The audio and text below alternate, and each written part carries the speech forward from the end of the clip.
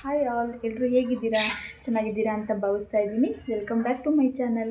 ಈ ವಿಡಿಯೋದಲ್ಲಿ ಸ್ಯಾರಿ ಹೇಗಿದೆ ಅನ್ನೋದು ಪ್ರಶ್ನೆ ಆಗಲ್ಲ. ಸೊ ಬ್ಲೌಸ್ ಮಾತ್ರ ಹೆವಿಯಾಗಿರಬೇಕು ಅಂತ ಎಲ್ಲರೂ ಭಾವಿಸ್ತಾರೆ. ಸ್ಯಾರಿ ಸಿಂಪಲ್ ಆಗಿದ್ರೂ ಈ ಬಾಲ್ಸ್ ಅನ್ನೋದು ಸ್ಯಾರಿ ಬ್ಲೌಸ್ ತುಂಬಾ ಚೆನ್ನಾಗಿ ಕಾಣಿಸುತ್ತೆ, ಹೈಲೈಟ್ ಮಾಡಿಸುತ್ತೆ ಕೂಡ ಕಾಂಟ್ರಾಸ್ಟಲ್ಲಿ ಕೊಟ್ಟರೆ ಅಂತೂ. ಸೊ ಈ ಬಾಲ್ಸ್ನ ಹೇಗೆ ಮಾಡೋದು ಅಂತ ನೋಡ್ಕೊಬರೋಣ. ತಡ ಮಾಡಿದೆ ವಿಡಿಯೋ ನೋಡ್ಕೊಬರೋಣ ಬನ್ನಿ. ದೊಡ್ಡ ಕ್ಲಾತ್ನ ತೊಗೋತಾ ಇದ್ದೀನಿ, ಎಷ್ಟು ಬೇಕಾಗುತ್ತೋ ಅಷ್ಟು. ಆಲ್ಮೋಸ್ಟ್ ಎಲ್ಲರೂ ಬಾಕ್ಸ್ ಶೇಪಲ್ಲಿ ಕಟ್ ಮಾಡಿ ಬಾಲ್ಸ್ನ ಮಾಡ್ಕೋತಾರೆ. ಅದರಿಂದ ಜಾಸ್ತಿ ಕ್ಲಾತ್ ಬೇಕಾಗುತ್ತೆ ಮತ್ತು ಬಾಲ್ಸ್ ಕಡಿಮೆ ಬರುತ್ತೆ ನಮಗೆ. ಇದರಲ್ಲಿ ಏನಂತಂದರೆ ಈ ಥರ ಬಾಲ್ಸ್ನ ಯೂಸ್ ಮಾಡ್ತಾಯಿದ್ದೀನಿ. ಈ ಥರ ಕ್ಲಾತ್ ತೊಗೊಂಡು ಅದರಲ್ಲಿ ಒಂದು ಬಾಲ್ಸ್ನ ಇಟ್ಟು ನೀಟಾಗಿ ಅದು ಒಳಗಡೆ ಸೆಟ್ ಮಾಡಿಕೊಂಡು ಹಿಂಗಾಗುತ್ತೆ. ಈಗ ಸೇಮ್ ಕಲರ್ ಥ್ರೆಡ್ ತೊಗೊಂಡು ನೀಟಾಗಿ ನಾಟ್ ಹಾಕ್ಕೊಳ್ಳೋಣ.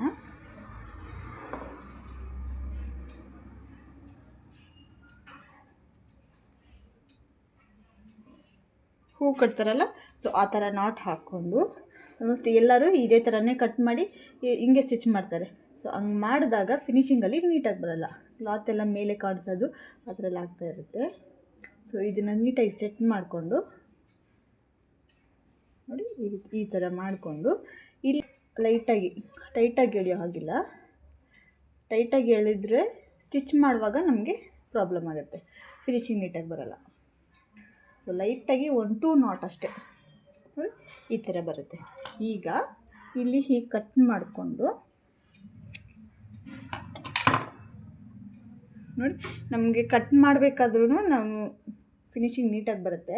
ಸೊ ನಾನು ಇಲ್ಲಿ ಎಡ್ಜಲ್ಲಿ ಸ್ಟಿಚ್ ಹಾಕ್ಕೊಂಡು ಸಿಂಗಲ್ ಫುಟ್ ಏನು ಯೂಸ್ ಮಾಡೋ ಅವಶ್ಯಕತೆ ಇಲ್ಲ, ಡಬಲ್ ಫುಟಲ್ಲೇ ನಾವು ಸ್ಟಿಚ್ ಹಾಕ್ಕೊಂಡ್ರೆ ನೀಟಾಗಿ ಫಿನಿಷಿಂಗ್ ಬರುತ್ತೆ.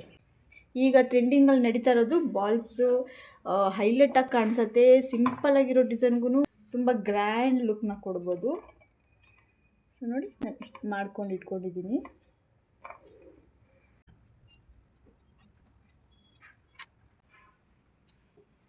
ಸ್ಲೀವ್ ಎಲ್ಲಿವರೆಗೂ ಇದೆ ಅನ್ನೋದನ್ನು ಮಾರ್ಕ್ ಮಾಡ್ಕೊಳ್ಳೋಣ.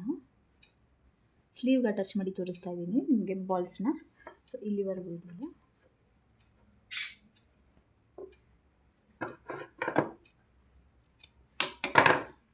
ಇಲ್ಲಿವರೆಗೂ ಸ್ಲೀವ್ ಇದೆ.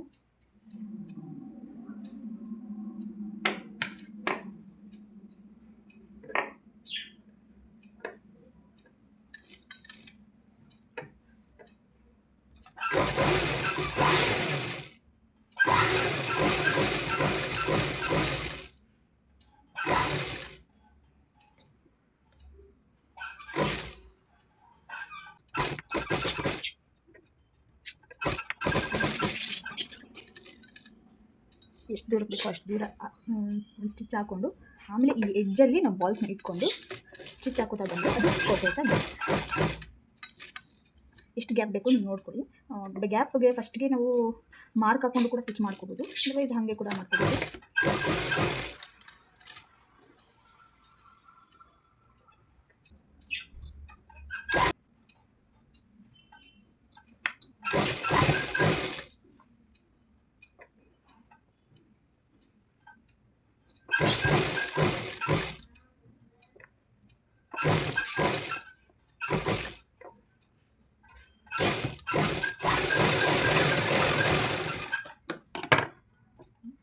ಫಸ್ಟಿಗೆ ಸ್ಟಿಚ್ ಮಾಡಿಕೊಂಡು ಆಮೇಲೆ ಕ್ಲಾತ್ ಇಟ್ಕೊಂಡು ನಾವು ಅಟ್ಯಾಚ್ ಮಾಡ್ಕೊಬೇಕು.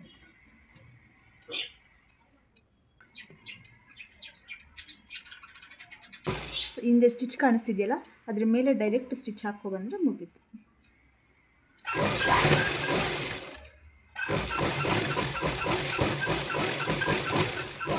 ಹೀಗೆ ಸ್ಟಿಚ್ ಹಾಕೋಬೇಕಾದ್ರೆ ಹಿಂದೆನ ಹಿಂಗೆ ಸ್ವಲ್ಪ ಎಳ್ಕೊಬೇಕಾಗುತ್ತೆ, ಇಲ್ಲಾಂದರೆ ಅದು ಇಟ್ಕೊಂಡಂಗಾಗುತ್ತೆ. ಬಾಲ್ಸ್ ಇರುತ್ತಲ್ಲ, ಸೊ ಅದು ಇಟ್ಕೊಂಡಂಗಾಗುತ್ತೆ ನಮಗೆ. ಸೊ ಹಿಂದೆಯಿಂದ ಸ್ವಲ್ಪ ಲೈಟಾಗಿ ಎಳಿತಾ ಹೋದ್ರೆ ನಮಗೆ ಫಿನಿಶಿಂಗ್ ಅನ್ನೋದು ನೀಟಾಗಿ ಬರುತ್ತೆ.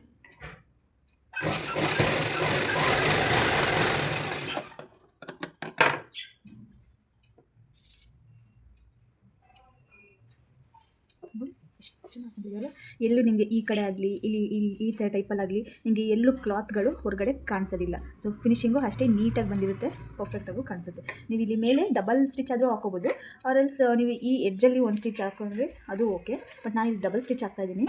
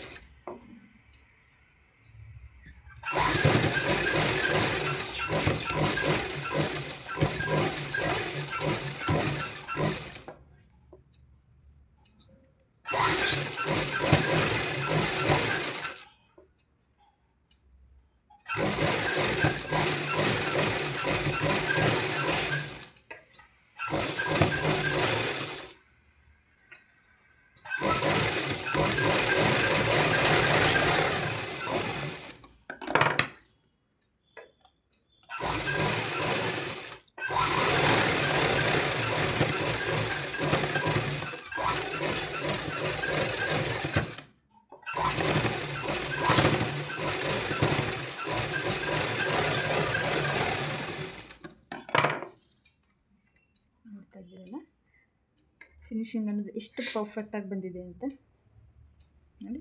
ವಿಡಿಯೋ ನಿಮಗೆ ಇಷ್ಟ ಆಗಿದ್ದರೆ ಲೈಕ್ ಮಾಡಿ, ಹಾಗೂ ನಮ್ಮ ಚಾನಲ್ಗೆ ಹೊಸಬರಾಗಿದ್ದರೆ ದಯವಿಟ್ಟು ಸಬ್ಸ್ಕ್ರೈಬ್ ಮಾಡಿಕೊಂಡು ಸಪೋರ್ಟ್ ಮಾಡಿ. Thank you for watching.